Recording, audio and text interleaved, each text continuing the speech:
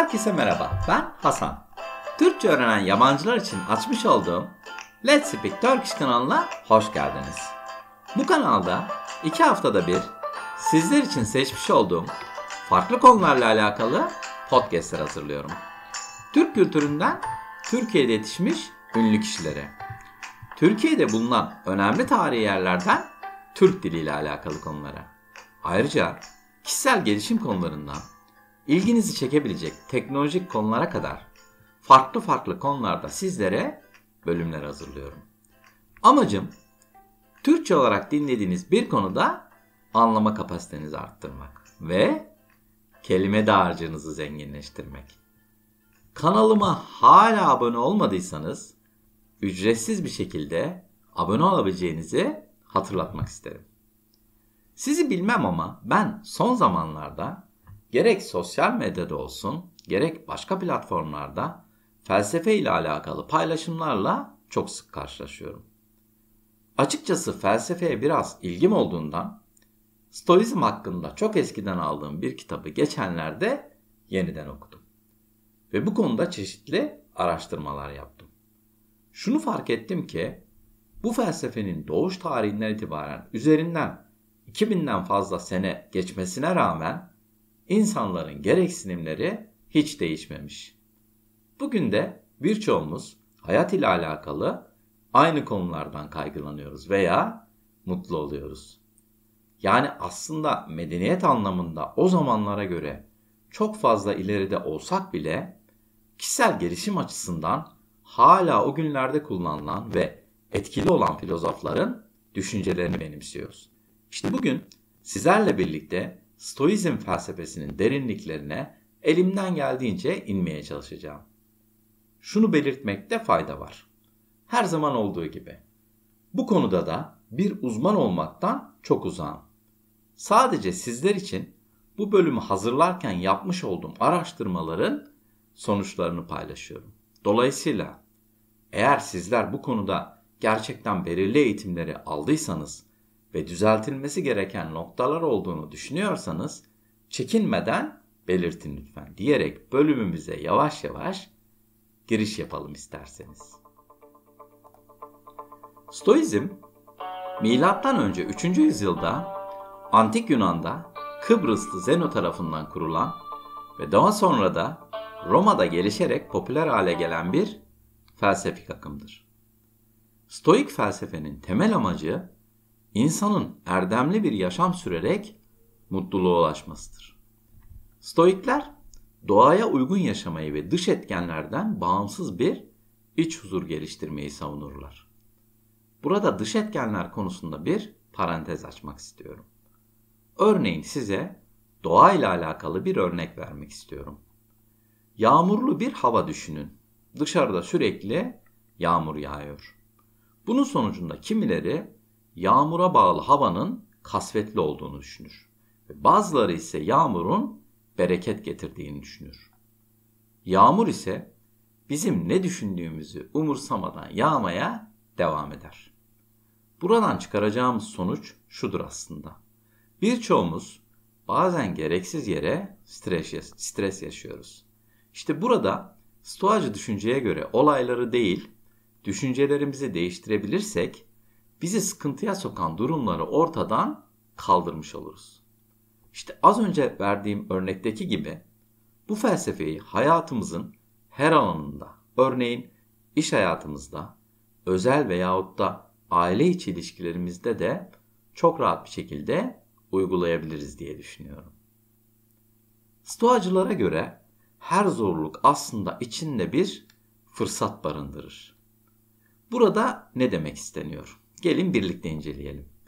Az önce verdiğim örnekteki gibi olayların objektif ama yorumların sübjektif olduğunu unutmayın. Daha çok kendi davranışlarınıza odaklanmayı deneyin. Unutmamalısınız ki gerçek gücümüz dış olayları değil, kendi tepkilerimizi kontrol etmekten geçer. Burada Stoacıların çok önem verdiği bir noktanın altını çizmek istiyorum. Sessiz kalmak en bilgece seçimdir. Konuşmadan önce çoğu zaman şöyle durup bir düşünün.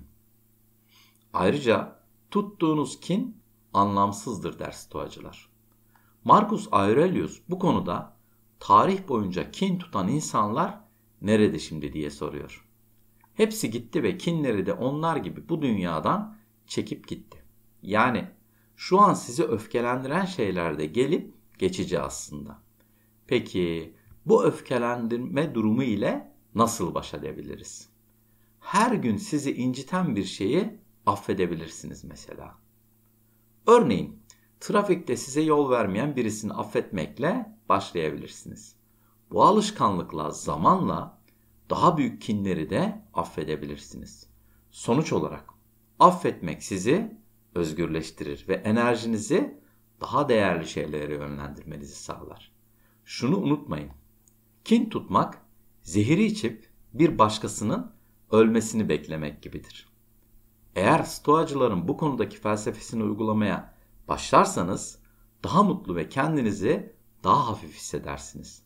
Ben yakın zamanda uygulamaya başladım ve gerçekten işe yarıyor. Tavsiye edebilirim. Bir başka öğretiyle devam edelim isterseniz. Kendimizi kontrol etmekle alakalı bir öğreti var sırada. Ünlü Stoacı Seneca'nın da dediği gibi hepimiz bir şeylerin kölesiyiz aslında. Düşünün. Günümüzde kimileri paranın, kimileri sosyal medyanın, bazıları da yemek alışkanlıklarının kölesi. Bu öğretide hayatımızı kontrol eden şeyleri kontrol etmemiz gerektiğinden bahsediyor. Sizlerden kendinize şu soruyu sormanızı istiyorum. Hangi alışkanlığım beni kontrol ediyor? Eğer bunun farkına varırsanız aynı zamanda zincirlerinizin de farkına varmış olursunuz. Bu şekilde zincirlerinizi kırabilir ve kendinizi bu alışkanlıklardan kurtarabilirsiniz. Unutmayın ki en güçlü insan kendini kontrol edebilen insandır. Başkalarının fikirlerini çok mu önemsiyorsunuz?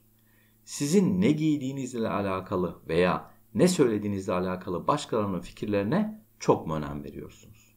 Bu durumda Marcus Aurelius der ki, kendi iç pusulanızı geliştirin. Bir şeyi iyi ya da kötü yaptığınıza dair iç duygularınızı geliştirin der. Bunu kalabalığa yaptıramayacağınızı unutmayın lütfen. Çoğu zaman kalabalığın kaos olduğunu söyler kendisi. Gerçek güç onu kullanabilmekte yatar.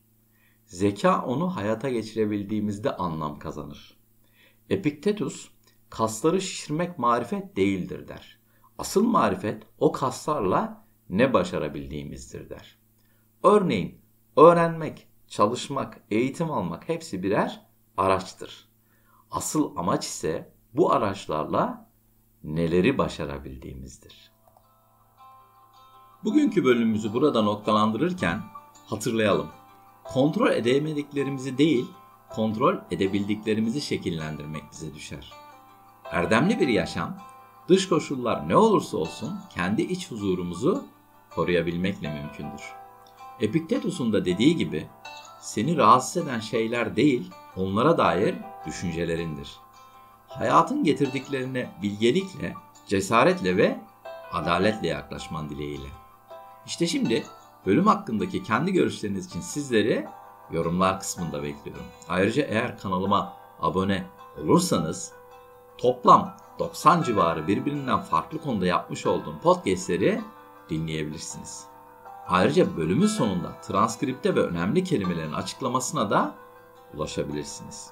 Podcastlerin hemen hemen hepsinde Türkçe altyazı bulunduğunu da hatırlatmak isterim. Ayrıca Türkçe hariç toplam 13 dilde altyazıya ulaşabilirsiniz. Eğer kanalıma abone olma konusunda henüz karar veremediniz ve bir şekilde bana destek olmak istiyorsanız, bu durumda bu bölümü beğendiyseniz bir like veya yorum bırakabilirsiniz.